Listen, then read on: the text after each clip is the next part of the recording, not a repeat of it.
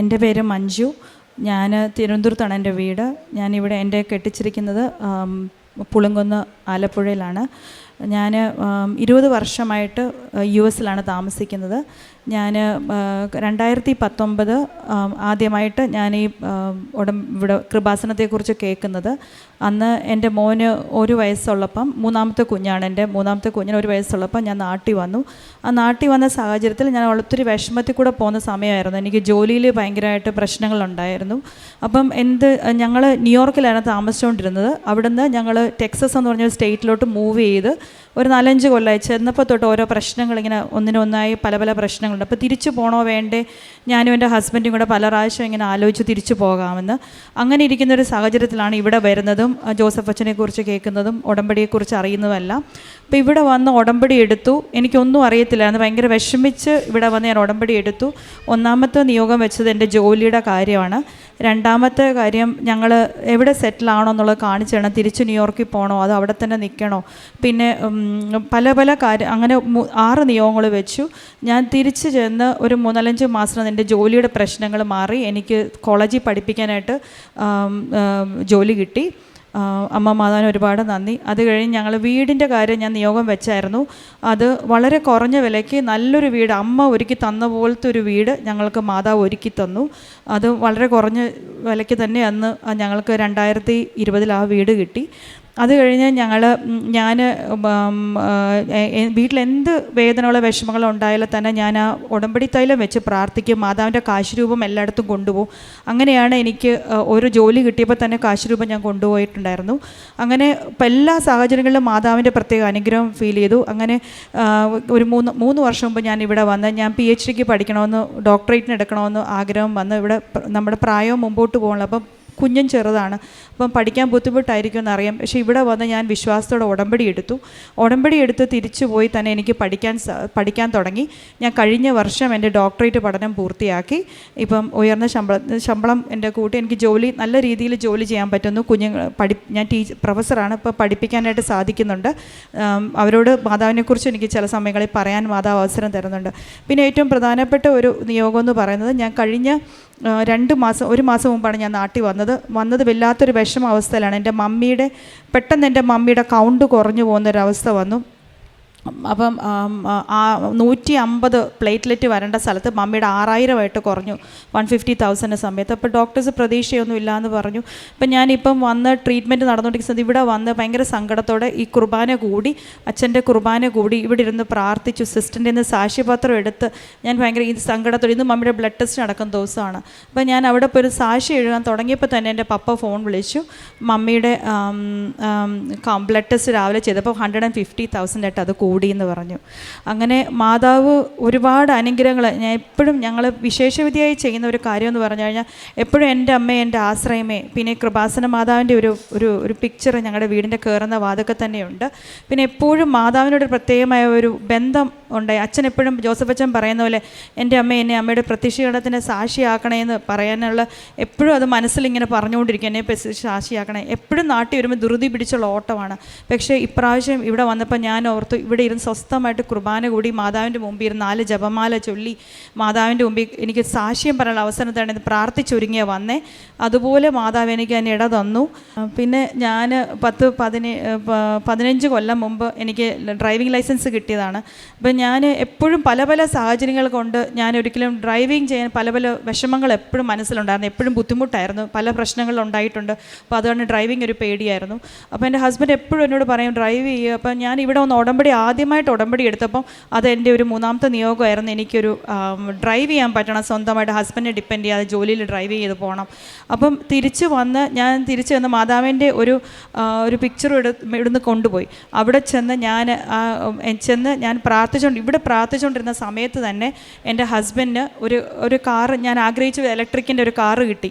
ആ കാറ് കിട്ടി. ഏറ്റവും വലിയ അത്ഭുതം പറഞ്ഞാൽ, ഞാനിവിടെ മാതാവിനോട് കാറിന് വേണ്ടിയും പ്രാർത്ഥിച്ചു. ചെന്നപ്പം ആ കാറ് കിട്ടി. ടെമ്പററി ലൈസൻസായിട്ട് വന്ന എൻ്റെ ഡേറ്റ് ഓഫ് ബർത്ത്, അതായത് മാതാവ് കൊണ്ട് തന്ന പോലത്തെ ഒരു കാറ്. അപ്പം ഞാൻ ആ മാതാവിൻ്റെ വിശ്വാസപൂർവ്വം എൻ്റെ ഹസ്ബൻഡ് പറഞ്ഞു, നീ ഇത് ഓടിക്കുമോ എന്നൊക്കെ പറഞ്ഞു. അപ്പം ഞാൻ ആ മാതാവിൻ്റെ പിക്ചർ അതിൽ കൊണ്ട് വെച്ചിട്ട് ഞാൻ ഓടിക്കാൻ തുടങ്ങി. എങ്ങനെയാണെന്ന് അറിയത്തില്ല. ഞാൻ 10-15 വർഷത്തിന് ശേഷമാണ് ഞാൻ സ്റ്റിയറിംഗ് തുടർന്നത്. ഒരു കുഴപ്പമില്ല. ഇപ്പോൾ കഴിഞ്ഞ ദൈവത്തിൻ്റെ കൃപ കൊണ്ട് ഇപ്പം 4-5 കൊല്ലമായിട്ട് ഇപ്പം ഞാൻ വണ്ടി ഓടിക്കുന്നുണ്ട്.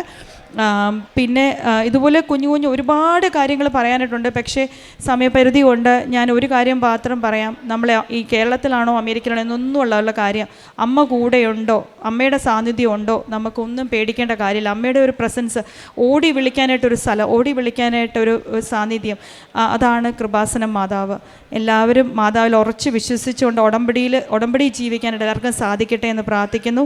ഈശോയ്ക്കും തിരുക്കുമാരനും ഈ സാക്ഷ്യം പറയാനായി ദൈവമഹത്വത്തിനായി ഞാനിത് സമർപ്പിക്കുന്നു. അമ്മ മാതാവിന് ഒരുപാട് നന്ദി. ചെയ്തിട്ടുള്ള കാര്യങ്ങളെന്ന് പറഞ്ഞാൽ, വചനം എന്നെ ഏറ്റവും അധികം ആകർഷിച്ച ദൈവവചനം എന്ന് പറഞ്ഞാൽ ലൂക്ക 1:38.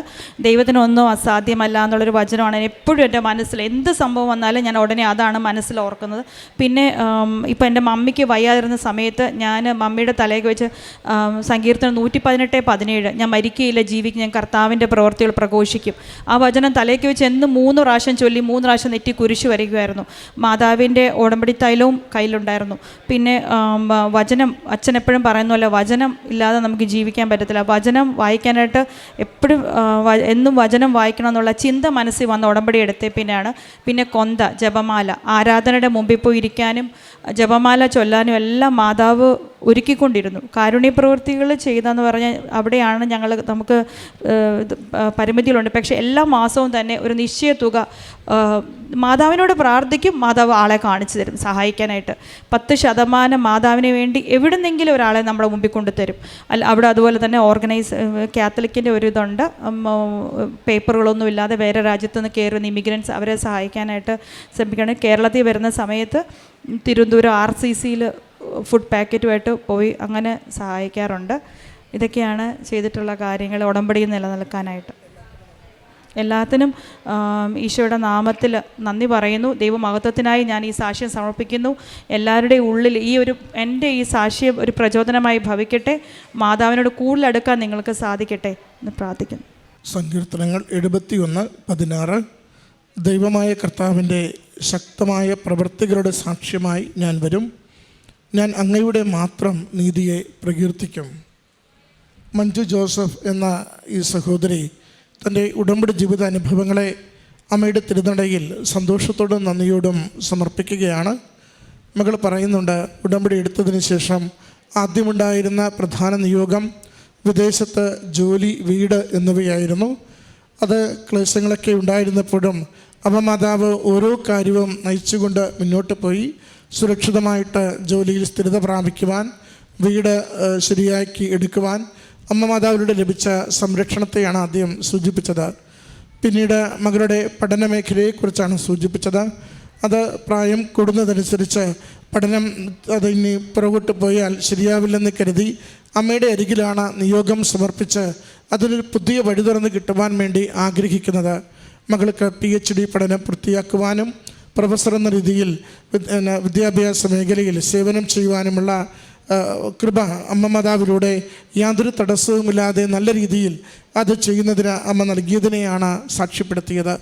പിന്നീട് 15 വർഷങ്ങൾക്ക് ശേഷം ഡ്രൈവിങ് ഒട്ടും തന്നെ ചെയ്യാതെ നടന്ന മകള് അമ്മയുടെ തിരുനടയിലാണ് നിയോഗം സമർപ്പിക്കുന്നത്. ഒന്ന് ഡ്രൈവിങ് ചെയ്യണം, മറ്റൊന്ന് ഒരു കാറ് വേണം. 2 കാര്യങ്ങൾ അമ്മയുടെ കരങ്ങളിൽ സമർപ്പിക്കുമ്പോൾ അമ്മയുടെ കരങ്ങളിൽ നിന്ന് ലഭിക്കുന്നു, അമ്മ അനുവദിച്ച് തരുന്നു എന്നതിൻ്റെ ഒരടയാളമാണ് ആ കാറ് കിട്ടുമ്പോൾ അതിന് കിട്ടുന്ന നമ്പർ, അത് മകളുടെ ഡേറ്റ് ഓഫ് ബർത്തുമായി ബന്ധപ്പെട്ട് നിൽക്കുന്നു എന്നത്. അത് എപ്പോഴും ഉടമ്പടിയിലുള്ള ഒരു പ്രത്യേകതയാണ്.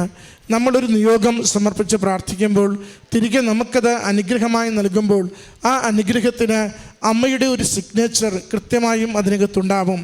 നമ്മുടെ ജീവിതമോ നമ്മുടെ വിഷയമോ ആയി ബന്ധപ്പെട്ട് നമുക്ക് മാത്രം മനസ്സിലാവുന്ന രീതിയിൽ അമ്മ ഒരു കയ്യൊപ്പിടുന്ന രീതി നമുക്കെപ്പോഴും കാണാനാവും.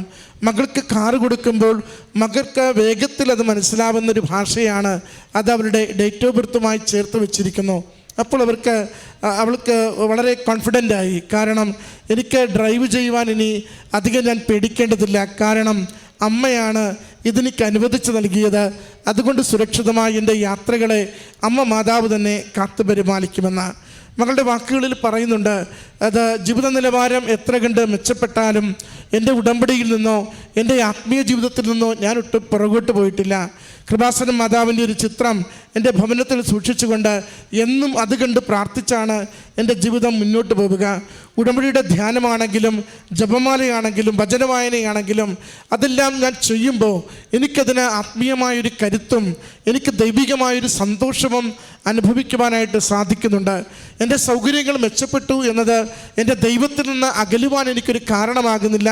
മറിച്ച് കൂടുതൽ സ്നേഹത്തോടെ ദൈവത്തോട് ചേർന്ന് നിൽക്കുവാൻ അമ്മ മാതാവിൻ്റെ സംരക്ഷണയിൽ ജീവിതത്തെ കൊണ്ടുപോകുവാൻ എന്നെ എപ്പോഴും സഹായിക്കുന്നുവെന്ന്. പ്രിയമുള്ളവരെ, ഉടമ്പടി ജീവിതം അത് ആസ്വദിച്ച് ആഗ്രഹിച്ച് സ്നേഹിച്ച് ജീവിക്കുന്നവർക്ക് ഏറ്റവും എളുപ്പമുള്ള ജീവിതമാണ്. ശരീരത്തെയും ആത്മാവിനെയും ഒരുപോലെ ബലപ്പെടുത്തുന്ന ഒരു ജീവിതമാണ്. ഏതൊരു പ്രതിസന്ധിയുടെ നിമിഷത്തിലും ആകുലപ്പെടാതെ ശാന്തതയോടുകൂടി ജീവിതത്തെ മുന്നോട്ട് നയിക്കുവാൻ നമ്മളെ വഴിതെളിക്കുന്ന സഹായിക്കുന്ന പ്രകാശം നൽകുന്ന ജീവിതമാണ്. അതുകൊണ്ട് ഉടമ്പടിയിലായിരിക്കുക എന്നതിൻ്റെ അർത്ഥം ദൈവത്തിൻ്റെ കണ്ണുകളിൽ അമ്മ മാതാവിൻ്റെ കരവലയത്തിനുള്ളിൽ നമ്മൾ ഓരോരുത്തരും ആയിരിക്കുക എന്ന് തന്നെയാണ്. നമ്മുടെ ജീവിതങ്ങളെയും അമ്മ മാതാവ് നന്നായി സംരക്ഷിക്കുവാനും കൂടുതൽ സൂക്ഷിക്കുവാനും വേഗത്തിൽ അനുഗ്രഹിക്കുവാനും ഈശോയുടെ കൃപകൾ നമുക്ക് ലഭിക്കുവാനും വേണ്ടി പ്രാർത്ഥിക്കാം. ഈ കുടുംബത്തിനും ഈ മകൾക്ക് ലഭിച്ച ഓരോ നന്മകൾക്കും നന്ദി പറഞ്ഞുകൊണ്ട് കരങ്ങളടിച്ച് ഈ സാക്ഷ്യം നമുക്ക് സമർപ്പിക്കാം. അത്യപൂർവ ദൈവാനുഭവങ്ങൾ ഇനി നിങ്ങൾക്കും സ്വന്തം. ഈ യൂട്യൂബ് ചാനൽ ഇതുവരെ സബ്സ്ക്രൈബ് ചെയ്തിട്ടില്ലെങ്കിൽ ഇപ്പോൾ തന്നെ സബ്സ്ക്രൈബ് ചെയ്യുക. ഈ വീഡിയോ ഇപ്പോൾ തന്നെ നിങ്ങളുടെ സുഹൃത്തുക്കൾക്ക് ഷെയർ ചെയ്തുകൊണ്ട് കർത്താവിൻ്റെ പ്രേക്ഷിതരാകുക.